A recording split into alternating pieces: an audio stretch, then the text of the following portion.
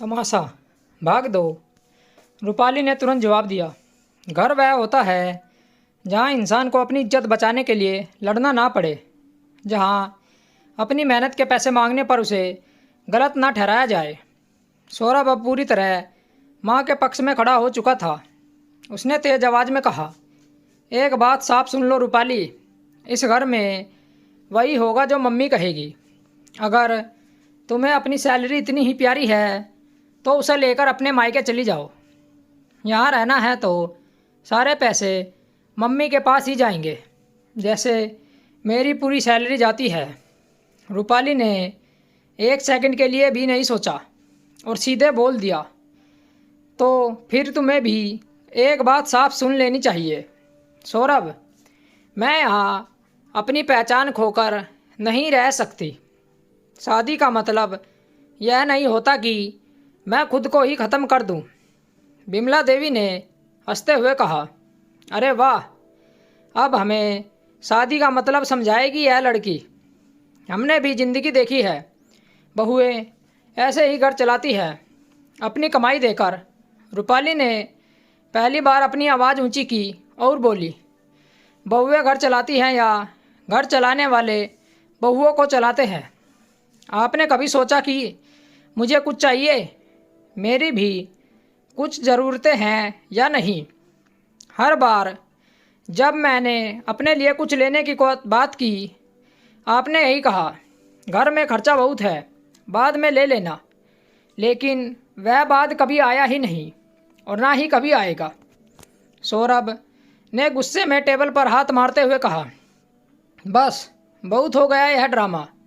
अभी के अभी अपने कमरे में जाओ और यह सब दिमाग से निकाल दो।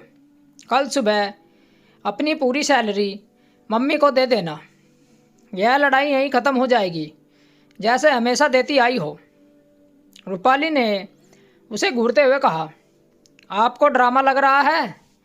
क्योंकि आज पहली बार मैंने ना कहा है, वरना 1 साल से जो चल रहा है वह आपको भी बिल्कुल सही लग रहा था। इतना कहकर रूपाली मुड़ी और अपने कमरे की तरफ बढ़ गई, लेकिन इस बार उसके कदमों में झिझक नहीं थी, बल्कि एक अजीब सा ठहराव था। पीछे हॉल में बिमला देवी सौरभ को भड़का रही थी। अगर आज इसे नहीं रोका गया तो कल सर पर चढ़कर नाचने लगेगी। और सौरभ के चेहरे पर भी अब गुस्सा साफ साफ दिख रहा था। आखिर एक माँ ने अपने स्वार्थ के लिए अपने बेटे का घर उजाड़ ही दिया। लेकिन कमरे के अंदर पहुंचते ही रूपाली ने दरवाज़ा बंद कर दिया और अलमारी से अपना बैग निकालकर बेड पर रख दिया। उसकी आंखों में आंसू नहीं थे। इस बार बस एक फैसला था जो धीरे धीरे पक्का होता जा रहा था। अब या तो यह घर बदलेगा या फिर वह खुद यहाँ से चली जाएगी। और इसी सोच के साथ उसने अपना फ़ोन उठाया और किसी का नंबर देखने लगी, क्योंकि अगला कदम वह सोच समझकर उठाने वाली थी। कमरे का दरवाज़ा बंद होते ही बाहर हॉल में आवाज़ें और तेज़ हो गई। बिमला देवी लगातार सौरभ को उकसा रही थी। आज अगर बहू को नहीं रोका तो कल वह सर पर चढ़ जाएगी। और सौरभ भी उसी गुस्से में दरवाजे तक आया और ज़ोर से धक्का देकर अंदर घुस आया। रूपाली बैग खोलकर अपने कपड़े निकाल रही थी, जैसे वह पहले से ही तय करके बैठी हो कि अब पीछे नहीं हटना है। सौरभ ने जाते ही ऊंची आवाज़ में कहा, यह नाटक बंद करो रूपाली और बैग वापस रखो, कहीं नहीं जाओगी तुम।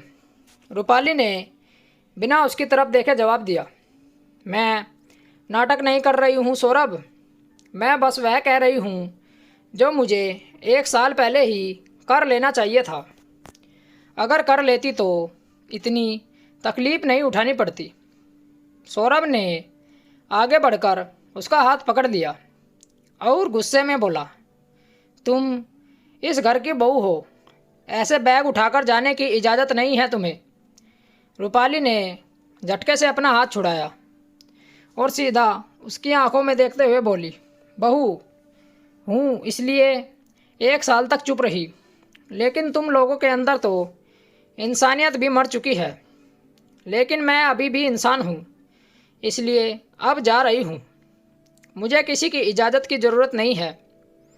अपनी इज्जत बचाने के लिए बाहर से बिमला देवी भी कमरे में आ गई और आते ही ताना मारते हुए बोली, देख लिया सौरभ, अपनी बीवी के असली रंग।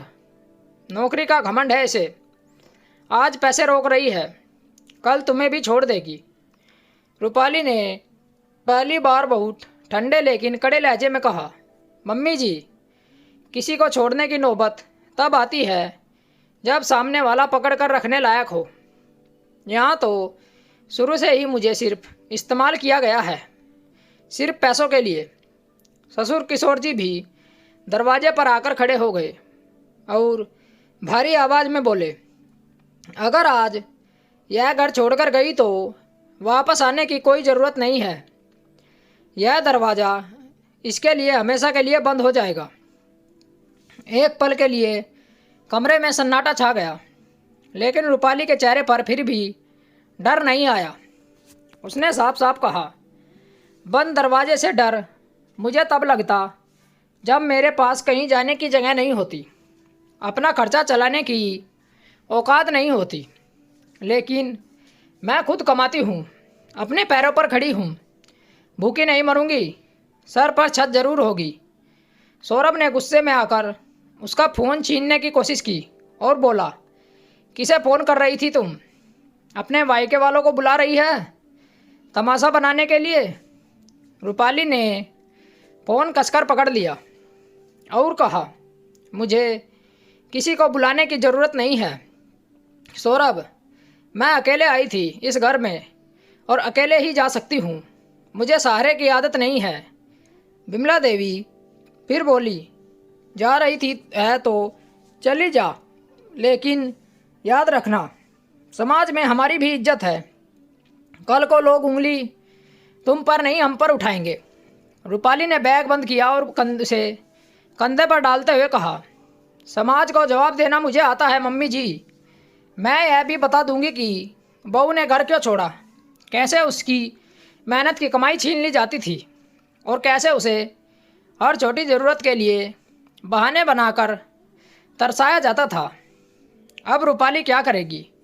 क्या वह घर छोड़कर चली जाएगी? जानने के लिए कहानी का अगला भाग ज़रूर पढ़ें और चैनल को ज़रूर सब्सक्राइब करें। मिलते हैं आपसे कहानी के अगले भाग के साथ। कहानी सुनने के लिए आप लोगों का बहुत बहुत धन्यवाद। राम राम दोस्तों।